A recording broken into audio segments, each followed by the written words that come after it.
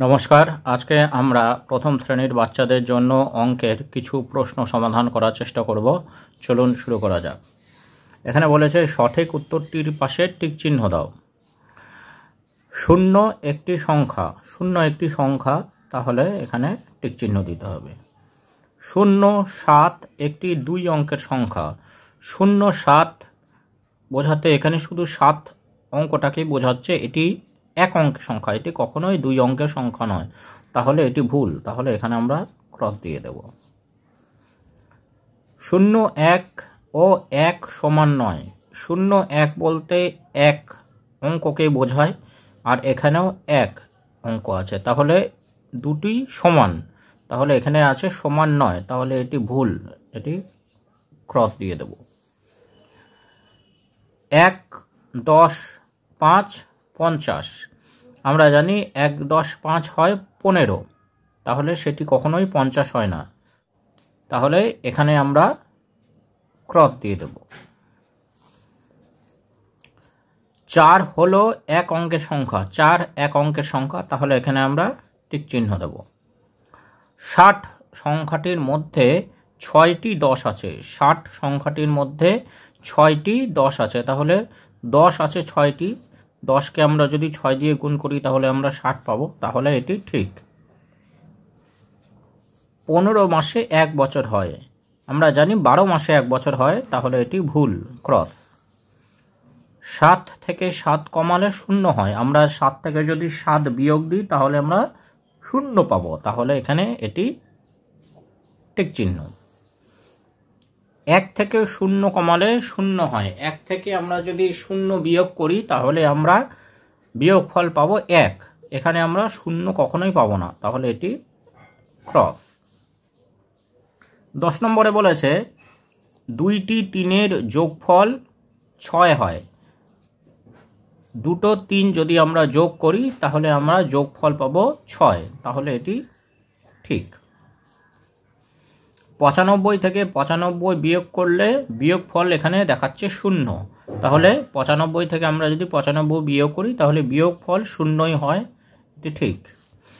এখানে বলেছে 3 যোগ 1 যোগ 2, 3-এর সাথে 1 যোগ করলে 4, 4-এর সাথে 2 যোগ করলে 6, সমান সমান বলেছে 4 যোগ 1 যোগ 1, 4-এর সাথে 1 যোগ করলে 5, 5-এর সাথে 1 যোগ করলে 6, তাহলে দুটো ক্ষেত্রেই আমরা যোগফল পাচ্ছি 6, তাহলে এটি ঠিক।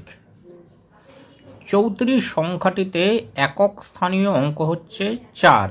34-এর এখানে 4 হচ্ছে একক স্থানে, আর দশকের স্থানে হচ্ছে 3, তাহলে একক স্থানীয় অঙ্ক 4, এটি ঠিক।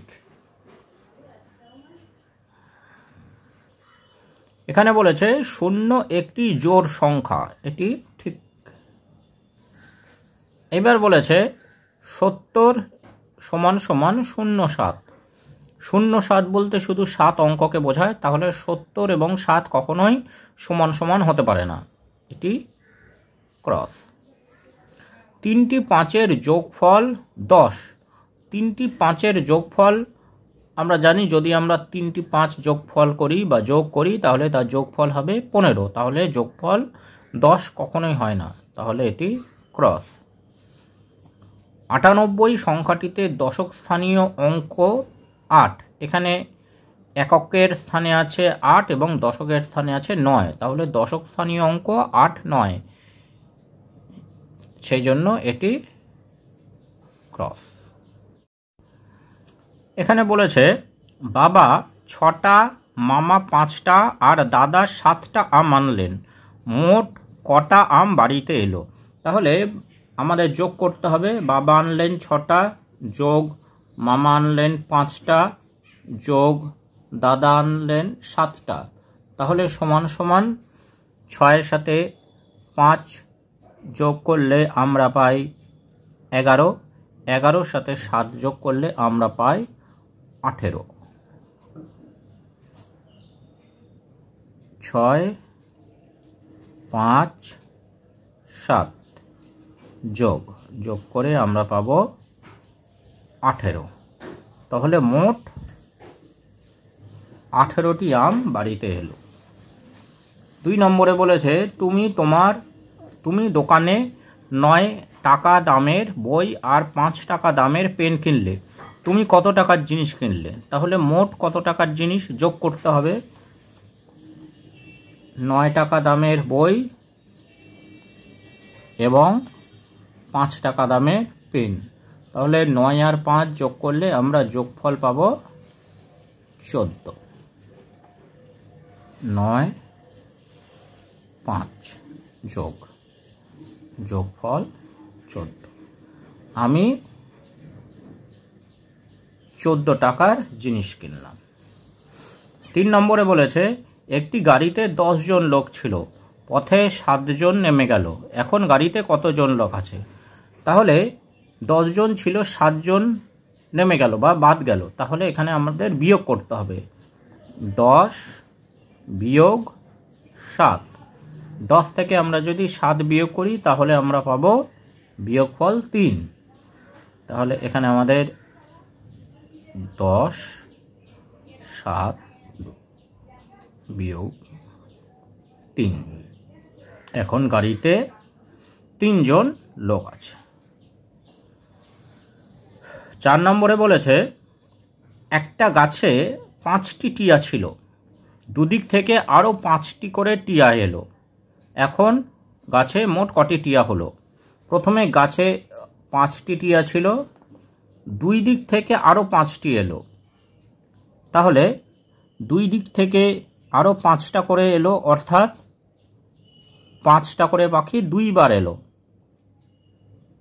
একদিক থেকে 5টা, অন্য আর এক দিক থেকে 5টা, তাহলে আমাদের 5 যোগ 5 যোগ 5 সমান সমান আমরা 3টে 5 যোগ করলে আমরা পাই 15। 5 5 5 যোগফল হচ্ছে 15। এখন গাছে 15টি টিয়া হলো। এইবার বলেছে তোমার মা 12টি মাছ ভেজেছেন, তোমার ভাই 2টি মাছ খেয়ে নিল, এখন আর কতগুলি মাছ থাকলো? 12টি ভাজা ছিল, 2টি খেয়ে নিল, মানে বাদ গেল, তাহলে এখানে বিয়োগ করতে হবে। তাহলে 12 বিয়োগ 2, 12 থেকে 2 বিয়োগ করলে আমরা পাই 10, তাহলে 12 2 বিয়োগফল 10। এখন আর 10টি মাছ থাকলো।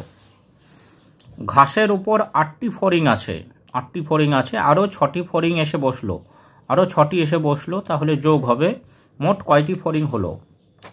তাহলে প্রথমে ছিল 8টি ফড়িং, আরও এসে বসলো 6টি ফড়িং, 8 আর 6 আমরা যোগ করে পাবো 14।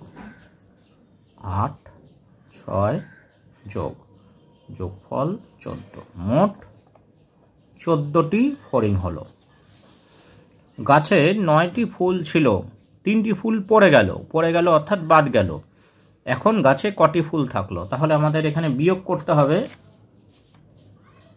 9 বিয়োগ 3 সমান সমান 9 থেকে 3 বিয়োগ করলে আমরা পাই 6। 9 3 বিয়োগফল হচ্ছে 6। এখন গাছে 6টি ফুল থাকলো।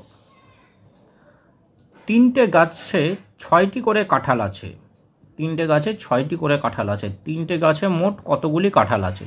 তাহলে 3টে গাছে 6টি করে কাঁঠাল আছে, মানে আমাদেরকে 3 বার 6 যোগ করতে হবে মোট কাঁঠাল বের করার জন্য।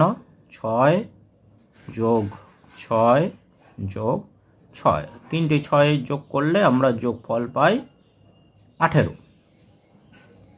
6 6 12 আর 6 18 যোগ করে আমরা পাবো 18। 3টি গাছে 18টি কাঁঠাল আছে।